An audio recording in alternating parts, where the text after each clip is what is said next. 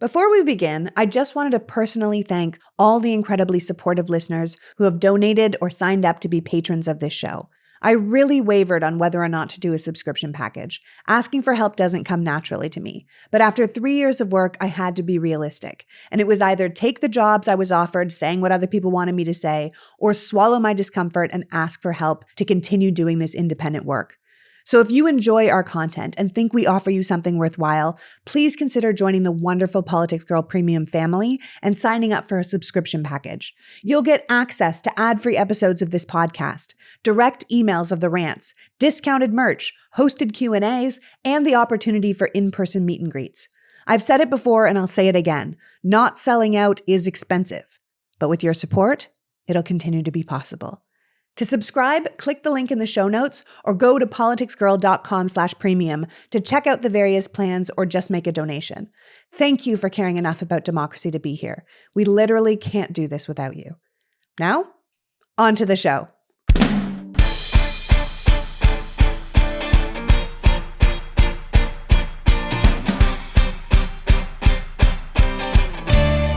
Hello, and welcome to the PoliticsGirl Podcast. I'm your host, Lee McGowan. Let's get into it. Today's pod is a candid conversation with return guest and brilliant mind, Thom Hartmann. Thom is the host of the #1 progressive talk show in America with over 7 million weekly listeners. He is a New York Times best-selling author of 25 books, a former psychotherapist, businessman, and progressive political commentator. Thom has also co-written and starred in 4 documentaries with Leonardo DiCaprio on environmentalism. Thom's Substack, The Hartmann Report, is one of the smartest sources of information out there. I personally learned so much from him, and I'm having him on so you can too. Today, we're going to discuss the big picture around the latest Trump indictments. I'll do a series of rants that address the right-wing talking points against what, if you read the indictment, should really be an open and shut case against a traitor to our country. But this podcast will be more of a discussion around how the documents that Trump has been indicted for are most likely just the tip of the iceberg, and to put these indictments in the context of previous Republican presidents. Donald Trump is treated like an anomaly, a one-off, an aberration, but he is hardly our first criminal president, and perhaps, if there had been ramifications for those who came before him, we might not be in the place we are now. So without further ado, please welcome my guest, radio personality, best-selling author, and endearingly approachable intellectual, Thom Hartmann. Welcome back, Thom. Thank you. Thank you for inviting me. Oh, well, the last time we had you on, it was the day of the midterm elections, which, despite losing the House, I think turned out far better for democracy and the rule of law than people were thinking at the time. But we have to be really honest. The country has been through a lot in the past 6 years, and it continues to be under attack today. I mean, we had 2 Trump impeachments. We had COVID. We had an armed insurrection that basically almost stopped the peaceful transfer of power. The Russians invaded Ukraine. We overturned Roe. We flirted with crashing the world economy. And now we're looking at God knows how many criminal indictments of a former president, with the Republican Party choosing to support Trump over democracy and the rule of law. So it's a lot for us to be taking in. Yeah, absolutely. Right? Okay, so let's talk about Trump's most recent indictments. I mean, so far, if people do not know, I'm sure you do, but so far, Trump has been indicted by a grand jury on 37 counts of taking and keeping classified documents, including military intelligence, top secret information, and potential war plans. Despite what we hear about this being about the Presidential Records Act, and correct me if I'm wrong, Trump is actually being charged for violating the Espionage Act because the records he illegally retained are agency records from the CIA and the NSA and the Department of Justice. And they're covered under the Espionage Act because of their context in how they could be used to cause injury to the United States. And he's being charged not only because he kept them when they weren't his, but because he obstructed the investigation to get them back and lied about what he still had. As Barb McQuaid pointed out last week on Twitter, if he really believed he had the right to have everything, he wouldn't have needed to lie. So what is your take on this situation? Well, it looks like Trump is toast. These are very, very serious charges. Reality Winner was charged with releasing just one document. And at that, it was arguably a public service announcement. It was a document showing that there was, according to the intelligence agencies, the U.S. intelligence agencies, there was a clear connection between the Trump campaign and Moscow. And, she put that out there and boom, they arrested her. She did not get to post bail. She was locked up from the moment she was arrested. She spent 5 years in prison. he's in serious, serious trouble, probably for the first time in his life. He's always been able to buy his way out of these things. He got busted for his phony university, paid a $25 million fine. He's been busted so many times and just paid fines to get out of things or weaseled out of them. But I think the point that you made, Lee, one of the really important points is that there are three kinds of documents that are covered under three different legal doctrines. And Republicans are just as aggressively as they can going out of their way to try to confuse people and conflate those three kinds of documents. There are, as you mentioned, agency records. These are records that belong to specific agencies within the federal government. In this case, we're talking about CIA, Department of Defense, National Intelligence Service, or National Security Agency, things like that. Agency records, particularly ones that pertain to the national defense or to intelligence operations, are covered by the Espionage Act. They don't even have to be classified. In fact, the word classified does not appear in this indictment. Trump saying, "Oh, I declassified," doesn't matter. Whether they were classified or not, he wasn't supposed to have them. They're agency records. They belong to the agencies. Then, secondly, there's presidential records. Presidential records, this distinction came about as a result of Richard Nixon. Nixon tried to walk off with a whole bunch of paperwork after the presidency. In fact, he did walk off with it. And the government sued. And when that lawsuit was finally resolved, at which point, by the way, Nixon was dead. So the government said, okay, we'll give your estate $18 million because Nixon was dead when this got resolved. And then the following year, Congress said, okay, that's it. We're going to create a law around this. And they put into place the Presidential Records Act that says that anything that happens in the White House, basically anything that the president does officially in his official context, becomes a record of the presidency. And those are not under the purview of the intelligence agencies like the agency records are. Those are under the purview of NARA, the basic repository of all documents. But they belong to the government, not to the president himself. That's absolutely correct. So the bottom line is Trump stole national secrets, lied about it, had his lawyers lie about it, lied to his lawyers, had to have a search warrant issued to recover more documents, tried to hide those documents, had his people hide them, lied to people about hiding them, and then bragged about what he had. And we'll probably never have any idea what he actually did with them unless some spy in the future tells us that they see them in the hands of some foreign government. Well, and the third kind of document is really important because this is the defense that Trump is making. I don't know if you caught his speech at Bedminster, the night that he was indicted, and he started out saying this has already been through the courts. That in the Clinton Sox case, Bill Clinton had tape recordings that had national security information and talked about war plans and things in his sock drawer. And yes, he did. And it did go all the way up to the federal courts, and they did rule that those were Clinton's personal documents. But what's different is that those were recordings of a professional historian, and he was writing a book about the Clinton presidency. And, he sat down and interviewed Bill Clinton, and Clinton said, "Can I record this also? So I have a record of what I said." And the guy said, "Sure, no problem." And the courts ruled that had nothing to do with his being president. That was a personal record. It was a personal interview. It was about his life and, including his life as president, but about his life. And those are personal records. So you got these three categories: agency, presidential, and personal.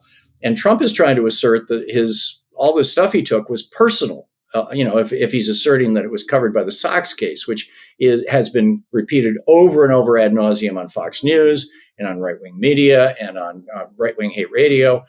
On the other hand, if he's claiming that he declassified them, then he's saying that they are agency records that somehow he had some right to, and there's literally nothing like that. And he keeps saying, "Oh, and the Presidential Records Act, the Presidential Records Act does not deal with agency records." So we have to keep the three records separate. One is like the Clinton Sock thing, which is basically like a diary. Two is anything the president does, but that belongs to the government once the president leaves office. And the third belongs to all the national agencies, the NSA, the FBI, those kind of things. And they are not in the Presidential Records Act. They are separate, and that's why he's being charged under the Espionage Act. Correct. Got it. And I want to be really clear to the audience that no matter what you hear, Attorney General Merrick Garland did not review or approve the charges that were filed against Trump in the classified documents case. A special counsel was appointed specifically for this reason, to act independently and to keep the Justice Department separate from the investigation to avoid any whiff of impropriety or bias. The prosecutor that we're talking about is Jack Smith, who was brought in from The Hague, the International Court of Justice, where he prosecuted war criminals, and he has been operating on his own, separate from the Justice Department, exactly as he was meant to. So despite what Republican operatives are saying, this case is not a political case. It's a law and order case. And the grand jury itself that indicted Trump is not a political organization. It's a jury of his peers in Florida. Jack Smith himself said at the press conference after the indictment, we have one set of laws in this country and they apply to everyone. So what are your thoughts on the politicization of this story? Because in my opinion, the only people that are really playing politics with this are the Republicans. And quite frankly, their reaction to these indictments is alarming to me and for the rule of law. Yeah, I agree with your assessment. And I think it's tragic, frankly. Yeah. This was the party that, since the Nixon administration has been claiming they're all about law and order. We know that when they were talking law and order in the 60s and 70s, what they really meant was keep down black people. But still, they had the rhetoric anyway. And obviously they're not holding to that. The Republican Party has just turned into basically an instrument of big business and billionaires. Trump gave them the tax breaks that they wanted. He gave them deregulation that they wanted. They want more of that. They're willing to take it from DeSantis too. But if it's going to be Trump, they're going to be behind him. I think it's shocking. It's sad. It's really sad. I'm increasingly thinking that 10 years from now we'll look back and see that the Democratic Party split in half. And you've got the Jared Goldens and Josh Gottheimer, the corporate Democrats, the Joe Manchin Democrats, are going to split off and fill that space that was filled by the Republican Party as the kind of center right. And the progressive Democrats are going to split off and continue to be the Democratic Party, or maybe reinvent their name, the Progressives or something. And because, we have a two-party system. We have no choice in that, because the way the Constitution is written, we have first past the post, winner take all elections. And that always produces a two-party system. We're not a parliamentary system where if somebody gets 20% of the vote, if a party gets 20% of the vote, they get 20% of the seats in parliament. And you can't have a two-party system when one of the parties is not an honest player, when one of the parties is committed to lies as a political strategy, to perpetual deception, to bribery. Essentially, everybody in the GOP is on the take, from the lowest levels. People writing for publication, people doing right-wing hate radio, who are all getting spiffed by these giant right-wing networks. I used to know a fellow, we traveled to Africa together, in fact, who was a right-wing host, and he was telling me about all the different ways that he can get money out of this network. Just give a speech in a high school and you get a $30,000 check, that kind of thing. And there's nothing like that on the left, all the way up to the senators. And how did Marjorie Taylor Greene end up being worth tens of millions of dollars all of a sudden? I don't know. I think the Republican Party is on the verge of crashing and burning. Well, I hope so. Honestly, people keep saying we're two sides of the same coin. And I often say, no, we're not even the same currency anymore. I mean, it's not even remotely the same. And like you said, if the Democratic Party splinters to fill the two-party spots, it's only because we're talking about people that still believe in democracy and the rule of law, and the people who still believe that your vote should count. And the Republicans just don't believe that anymore. And you can't function like that. I mean, this goes well beyond Donald Trump. The Republican Party just continues to aid and abet him. And at this point, share in his criminality. Their defense of him right now in the face of all the evidence is obscene. They know better, but they're not backing down. And if anything, they become more militant. I mean, we're seeing in real time how disinformation works. We've got lawyers and congresspeople and right-wing pundits all out here acting like they don't know how an indictment works. And it's all some giant witch hunt rather than a criminal being charged with his crimes. And these people are incredibly dangerous because they know they're lying. and they know who they're lying to, and they know the people that they're lying to and what they're capable of. I mean, we watched an insurrection. How irresponsible is it for these same people to be telling these people that they want a civil war? And it's as if one of our two major parties would rather see the entire country burn for a chance to rule over the ashes than to let their golden goose be held responsible for his behavior because they might not make it back into power again. So I think people need to be really clear. As far as I understand, there's not a single witness involved in this case that is a Democrat. Every single one of them is one of Trump's handpicked people, his lawyers, his employees, their communications, their correspondence, their photos. Everything in this indictment comes from his people and their verified information. So this idea that we're weaponizing the government against Trump is not at all the case. It's not weaponization to hold somebody accountable. And this indictment is really serious stuff. I mean, Trump is not being indicted because he didn't properly keep track of papers. People seem to be in denial about what was actually in those documents and what could have actually been potentially shared or lost or photographed or stolen or sold, I guess. I mean, one of the documents that was in the photograph from the box that spilled out onto the floor was marked secret FVEY, which means 4 5 eyes only, which means it should only be viewed by people with sufficient security clearance from the US, the UK, Australia, New Zealand, and Canada. And as you point out in the Hartmann report, which I highly recommend people read or subscribe to, there's just so much we will never see because the lawyers and the judges and the juries that will see this case don't have the security clearances necessary to see them. So the documents that are going to be used in these court cases are almost certainly not the most sensitive or the most dangerous information. They're just the ones that Jack Smith believes tells enough of a story to get a conviction. Yeah, it's absolutely true. Yeah, he's toast, as Bill Barr said. As Bill Barr said, yeah. I mean, Merrick Garland himself said that they don't do their investigations in public. And he said, this is the most wide-ranging investigation and the most important investigation that the Justice Department has ever entered into. And then you think back to other things the Justice Department has entered into, and you're like, really? More important than Ethel and Julius Rosenberg that we gave the death penalty to? Like, more important than that? I just think it's astounding, all the stuff we probably don't know and will never know, right? Yeah, I mean, you look back at the timelines. I mean, when first of all, back in the 80s, when Trump married Ivana, they went over to the Soviet Union together to Moscow, and he was wined and dined by the KGB, and they told him how brilliant he was and that he should run for president. He came back to the United States and went up to New Hampshire and did an exploratory thing in New Hampshire to run for president. And then, that same week or the week after, he published a full-page ad in the New York Times, the Washington Post, and the Boston Globe, in which he was saying it's time for the U.S. to pull out of NATO and dump Japan as an ally, which is exactly what the Russians wanted. They literally were popping champagne corks in Moscow, saying we had no idea that he would buy this stuff. So, fast forward. I mean, his wife, Ivana, her father was an agent for the KGB. They were from Czechoslovakia under the Soviet Union. Yeah, Warsaw Pact people. Yeah. Then, fast forward, Trump becomes president. His first couple of weeks in office, he brings Lavrov and Kislyak, the Russian foreign minister and the Russian ambassador of the United States, into the Oval Office for what he thought was going to be a secret meeting. And he burns an Israeli spy who's working in Syria, trying to stop the Russians from bombing Aleppo into rubble and killing hundreds of thousands of civilians. As a result of that, the CIA freaked out and said, if he'll burn an Israeli spy, he'll burn an American spy. They pulled one of our most critical intelligence officers out of Moscow. This was a guy who had the ability to photograph documents on Putin's desk.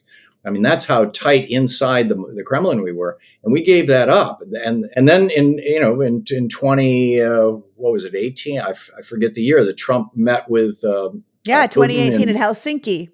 Yeah, in June of 2018, as I recall, in Helsinki, and he meets for 2 hours in a giant ballroom, and he sends the translator to the other side of the room. Tells her to destroy what few notes she has when they're done. Putin is fluent in English. He speaks both English and German, and in addition to Russian. And, we don't know what was discussed, but what we do know is that, 2 weeks later, when Trump is back in the United States, he gives Rand Paul a package of documents and says, please take this to Moscow and give it to Putin. Rand Paul hops on a plane, flies to Moscow, delivers what he says is a private letter to Mr. Putin on behalf of Trump. A private letter delivered by a senator. A sitting senator is going to be an errand boy. Right. A senator, by the way, who, single-handedly blocked $40 billion worth of military aid to Ukraine, Rand Paul. And has consistently taken Putin's side in the Ukraine war. Among other things. Yeah, he takes Putin's side on pretty much everything. And then, after that, a couple of weeks after that, the Washington Post reports that the CIA is freaked out because suddenly all of their sources inside the Kremlin have, quote, gone silent. And that lasted throughout the Trump administration. I mean, who did Trump burn? I want to know. I mean, you line these dates up. And you look, and then a couple, this came out in early 2021 after Trump left office, but, it dates back to just a few weeks after everybody went silent. There was a cable that the CIA sent out to office, to stations literally all around the world, super, super top secret, that said that dozens of American agents around the world who were involved in anti-Russian operations had been murdered. I mean, murdered. And, the spies were vanishing. They were disappearing. They were being tortured. This is not, I mean, you can just line this stuff up. It's not, these dates, they're all public records, but this is not the kind of thing where the FBI or the CIA is going to hold a press conference. They're not going to talk about this. And that's frankly, I think it's a shame. And I'm hopeful that Jack Smith brings some of this stuff together. This is a whole nother level of awful that Trump needs to be held accountable for. Now, now we know that the grand jury in D.C. is running, and they're going to be probably bringing indictments for the phony electors scheme and maybe for inciting sedition. But I think Trump has been a Russian agent since the 80s, frankly. Well, I mean, reading all of the timelines lined up, it really does seem like he was either the most useful idiot or actually involved, because, I mean, he was out there asking for a list of all our employees, including all of our spies who had worked more than 90 days abroad, from the director of national intelligence. And it shocked people, right? It shocked people in intelligence. They were like, what is he asking for this for, And then, as you said, like, it might just be a coincidence, but months after he left office, with cases and cases of classified documents, the CIA informants were captured and killed and compromised, and we lost dozens of agents. How did we suddenly lose dozens of agents unless somebody gave them up? I mean, as you point out, if Trump shared American secrets with Putin, our intelligence agencies aren't going to let us know. Similarly, if he shared in our intelligence with Saudi Arabia, our government isn't going to let us know. I mean, short of a trial for treason, it's unlikely that any of these allegations, even if they were true, would end up in court, because it would just be too much information for the general public to have. Yeah. And the Saudi stuff is another area where I think there really needs to be a serious investigation. And you can bet if this was a Democratic president that had done these things, Congress would be all over it. But, Jared Kushner went over there when MBS was just one of multiple princes jockeying for position. And MBD, his cousin, was actually the son of the king, the current king, and was in the line of succession. He was the grandson of the founder of Saudi Arabia. And according to the Jerusalem Post, Jared had brought with him the presidential daily briefing that Trump had gotten a couple of days earlier that listed who in the royal family was pro-MBS and who was opposed to MBS. And MBS then has all these people arrested and takes them into the Ritz-Carlton under heavy guard, kills one of them, tortures others, strips their wealth from some of them, and then proclaims himself the leader of Saudi Arabia and takes over the $1 trillion, sovereign wealth fund and stuff. And then as soon as Trump leaves office, he gives Jared Kushner $2 billion. And then, a bunch of Saudis come over to the Trump golf courses with big golf bags, by the way, that you can stuff lots of documents into and start playing golf. And the Saudis are giving professional golf players literally hundreds of millions of dollars to play. And Trump is playing on that course, and it's his course. How many hundreds of millions of dollars did they give Trump? Maybe $1 billion. I mean, who knows? MBS owes his dictatorship to the Trump family.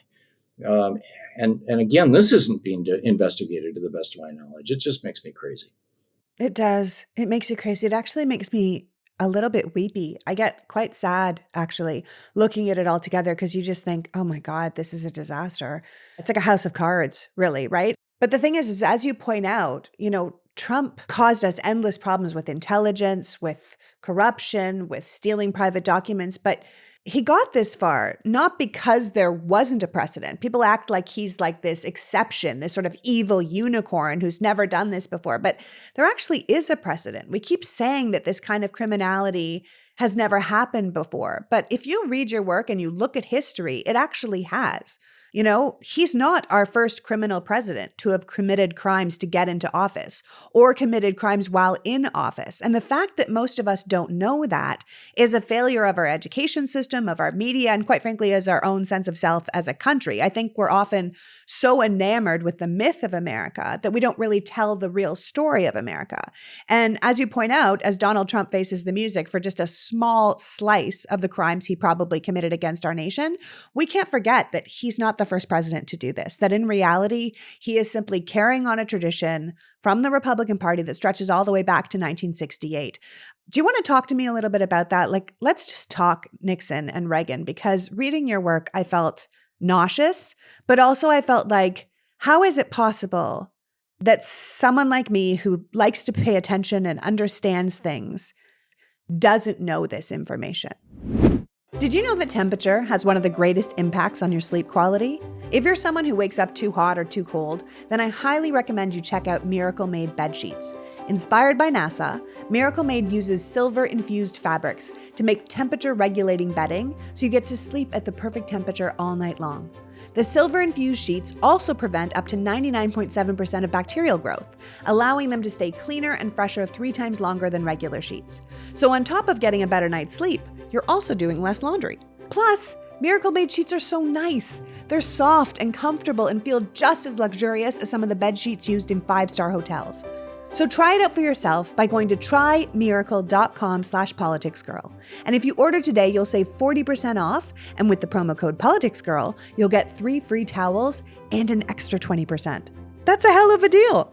Miracle is so confident that you're going to love their product that they've backed it with a 30-day money-back guarantee. So if you aren't 100% satisfied, they'll give you a full refund. Upgrade your sleep with Miracle Made today. Go to trymiracle.com/politicsgirl and use the code PoliticsGirl to claim your free 3-piece towel set and to save over 40%. Again, that's trymiracle.com/politicsgirl. Okay, so a lot of us live paycheck to paycheck. I've been talking a lot lately about the fact that I don't really have a paycheck and how unsustainable that is. So I understand what it's like to be in a pinch for cash before you're going to get paid again. And it's hard. So Dave created a banking app that could help you get up to $500 instantly when you need it, with no interest, no late fees, and no credit check. Dave understands it can be incredibly stressful to try and figure out your life when an unexpected expense comes up, which is why Dave has been called banking for humans. We've all been there. You have an unexpected medical expense, you get into a fender bender, you don't have the money to pay an immediate bill. But with Dave, you can get help when you really need it. As they say, think of it like getting a helping hand from a future you.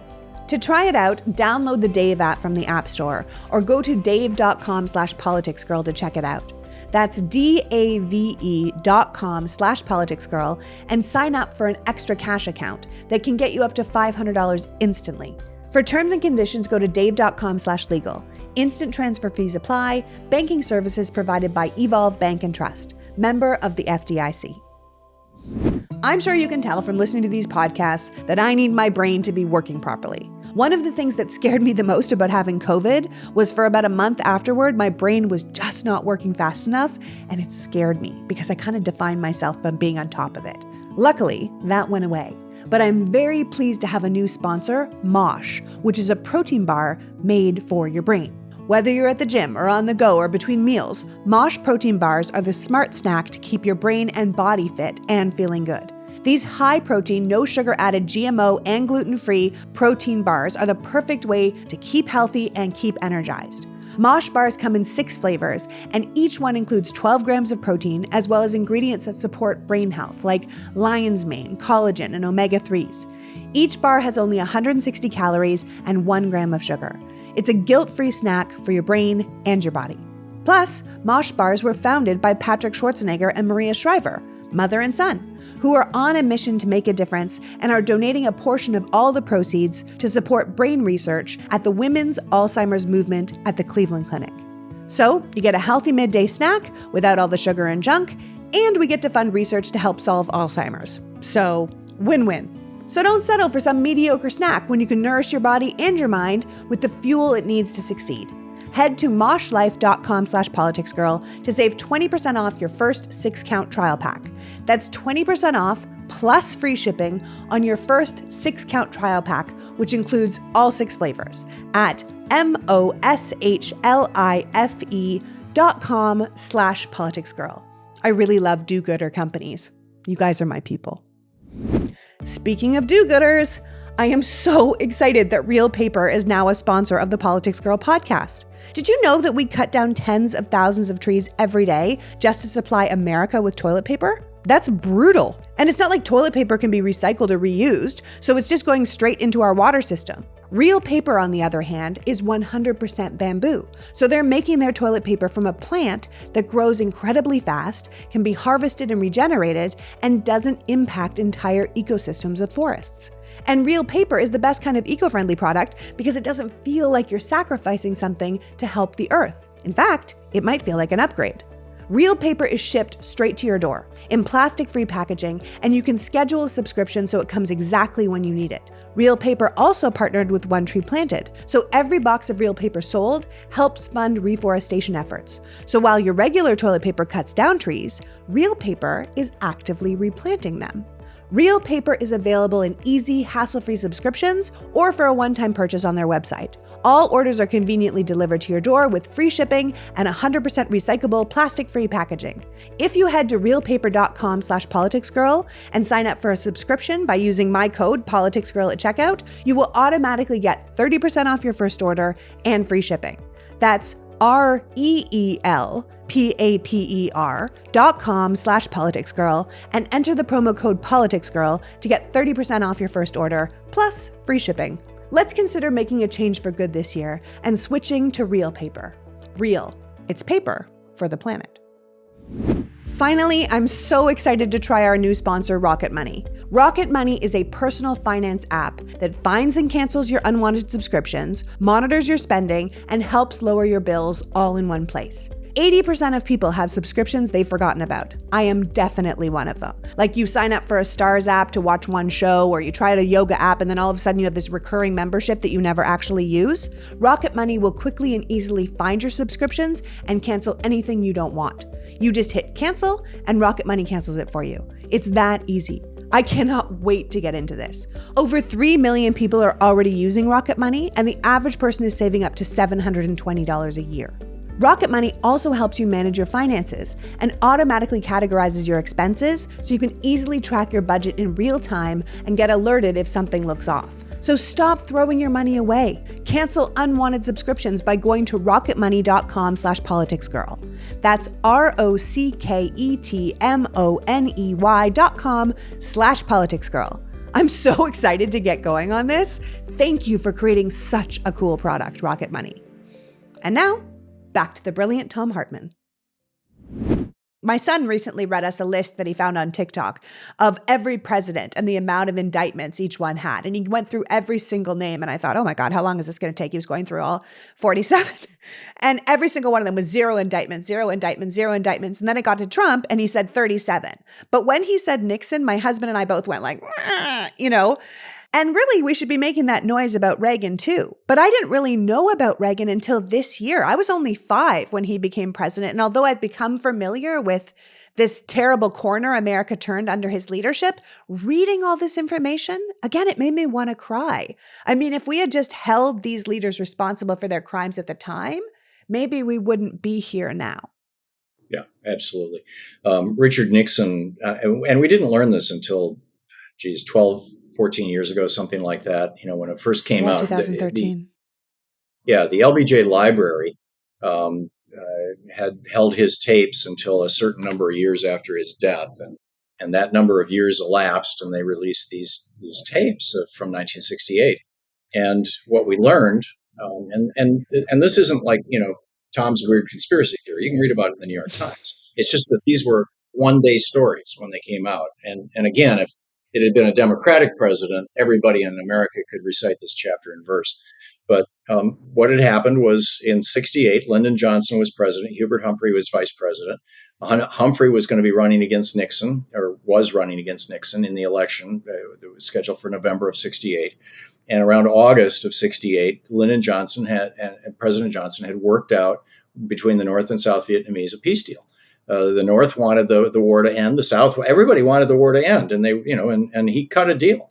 And Nixon learned about this, and in Nixon's apartment in New York City with Anna Chennault, who was part of the old China lobby, they called the president of South Vietnam, or the ambassador actually of South Vietnam, and said, if you guys will hold off and not go to Paris and sign the peace deal that Johnson has put together, then we'll make you rich.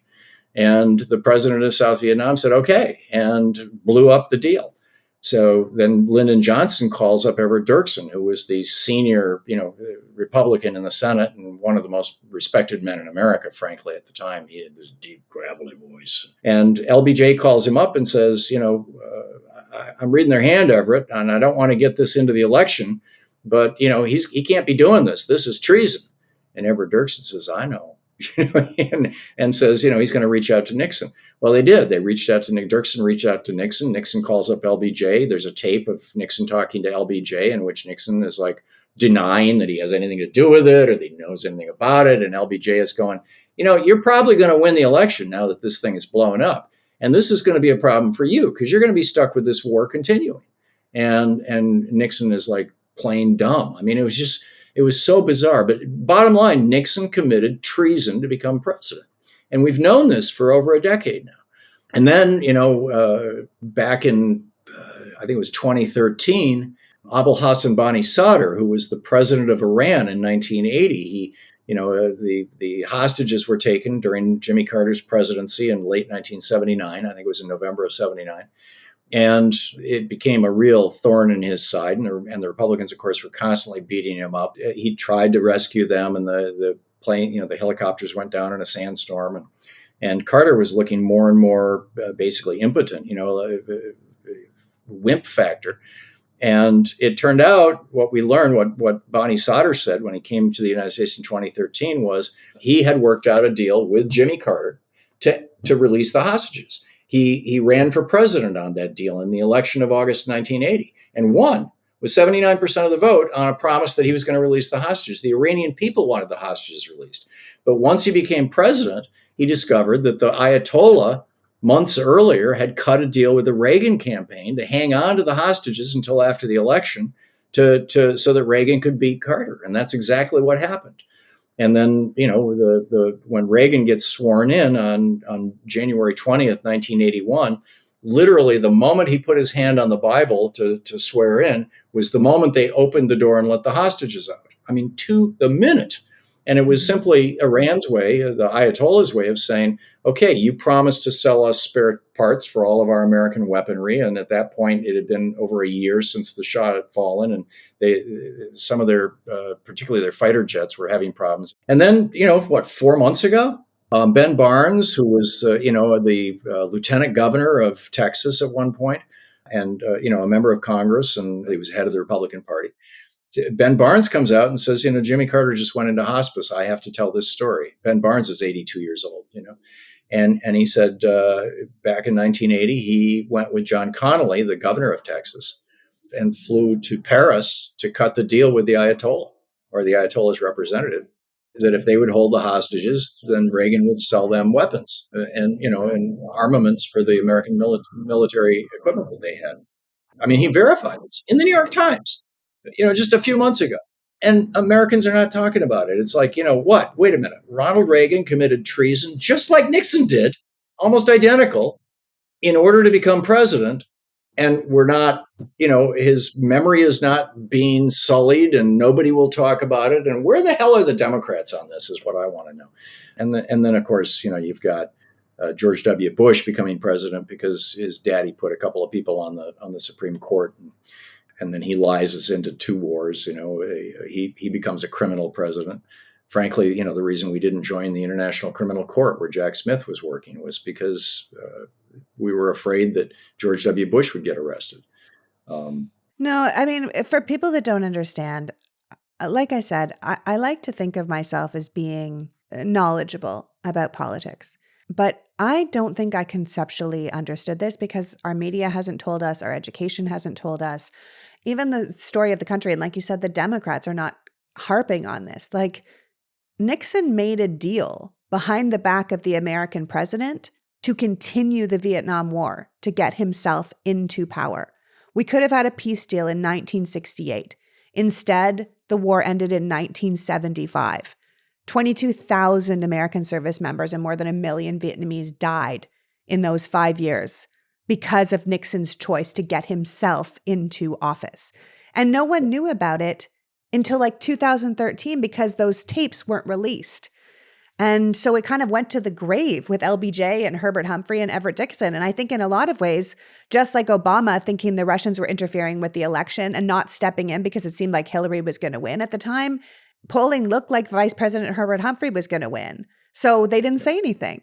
And Nixon ended up winning. And he won. And then he committed more crimes while he was in office because why wouldn't he, right? Like, why wouldn't he? What did we do, right? And then we get to 1980 and Reagan makes a deal behind President Carter's back to not save the hostages. And he makes an arms deal with the Ayatollah on the side, which caused the entire Iran-Contra scandal, which I'm sure people have at least heard of, right? We've heard of the Iran-Contra scandal, but we don't understand how it all lines up. Reagan kept his side of the deal. Don't release the hostages. I will give you arms. And they didn't release the hostages. Like you said, the moment he put his hand on the Bible to be sworn in as president, and you could look, the hostages, the American hostages were released on January 20th, right as Reagan was being sworn in. It was a done deal between the Ayatollah and Reagan wasn't busted for selling them spare parts and weapons until 1986. And even then, that crime wasn't confirmed until, like you said, March of this year, when Ben Barnes came out and he was like, Carter's dying. I have to say something. I'm already an old man. It can't just die with me. And there were investigations into Iran-Contra. That's why I know the words. That's why people have heard of it. But the attorney general at the time, wait for it, Bill Barr, okay, and President George H.W. Bush blew it up, including pardoning all the main criminals in Iran-Contra on Christmas Eve of 1992, just as George W. Bush was leaving office. He was in a lame duck. So the entire thing makes me want to cry. The corruption, the death, the lack of accountability, the treason, it all led to Trump. Every single one of these things was a green light for Republicans to continue to break the law, to get in and to keep power. Because why would you think twice about sharing top secret national security documents or having Russian spies hang around you or sending a senator to a private mission to hand deliver unknown secret documents if people hadn't done it and gotten away with it before, right? It is just ludicrous to know that this is the history of our nation and most people don't know it. And I'm not saying this stuff, and Tom isn't saying this stuff because we're living in some sort of tinfoil hat conspiracy land. All of this can be corroborated. All of this is public record now. And so you can look it up, but why aren't we talking about it, right? The media continues to both sides this narrative, and they think unless they can point to a crime by a Democratic president, they can't report on a crime by a Republican president. But maybe it's only one side that's doing the treasoning, and reporting on it doesn't make you biased, it makes you honest.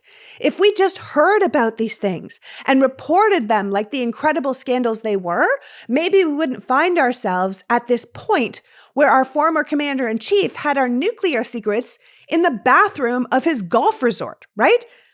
It's no wonder Trump thought he could get away with everything. Everyone else before him had.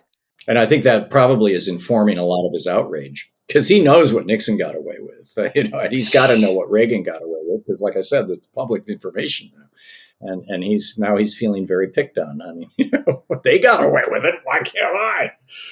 I'm telling you, this is the craziest stuff. When I was going through this stuff with my husband, he was like, "What? Like Reagan did what?" Like, I mean, people don't have a clue. How is that possible, Tom?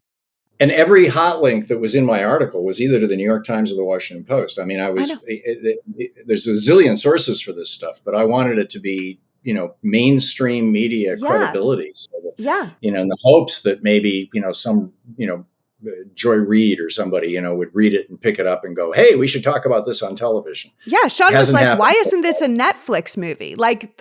He was like, why isn't this, where it's like treason and a treason and a like it's a hell of a story, but it's also true. I think people want so hard for us to be the good guy that all the things that don't line up with that, we try and brush them away. But that's led us to where we are now. I think you're absolutely right. Well, I think that's probably where we should leave it for today. I mean, I want people to kind of chew on this and really think about it and look it up. Go and look it up. Read Thom's work on the Hartmann report, but go and look it up. You can cross-reference this stuff with a lot of things. And ultimately, I think it's essential that we're talking about these things. We have to call them out for what they are. We have to understand that our history and our media has not been telling us the full story. We need to be reading and listening to independent sources like Thom, and we have to be making sure at this moment in time, we don't let the powerful get away with it again, that we hold this president accountable and we send a message to those who would come after him or would seek to rule in his place that America actually wants to be the good guy, not just play one on TV. And that starts with us holding our leaders accountable for their terrible behavior. Yeah. Amen. Very well said. Thank you.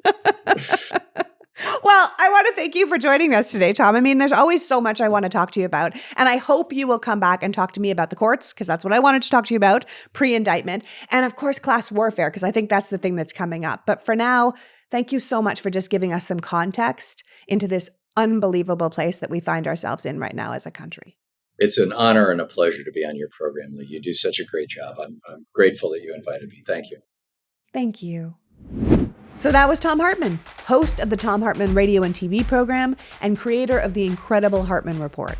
I know that what we talked about today is a lot to take in, but everything that came up is completely corroborated. You can go and look it up for yourself, and then you can ask yourself, and quite frankly, everyone else in your life, why we aren't talking about it more, why it's not part of our national story, why letting presidents get away with treason before leads to presidents committing treason now. We need to get really serious about the fact that while the Democrats are far from perfect, the Republicans have been irrevocably broken since the 1960s. And we are at a crossroads where we have the opportunity to start righting these wrongs, both with Trump's indictment and with the 2024 election. The Republican Party, as it is, with no platforms or morals and a complete disregard for the will of the people, no longer deserves to lead in a democratic republic. And they must be soundly defeated again and again until they are destroyed or they learn to put American interests above their own. I want to thank Thom for joining us today and you for caring enough about democracy to be here. Now let's see some frickin' criminal accountability. Until next week, peachy out. The PoliticsGirl Podcast is written and performed by me, Lee McGowan, in partnership with the Meidas Media Network, and produced and edited by Happy Warrior Entertainment. All rights reserved.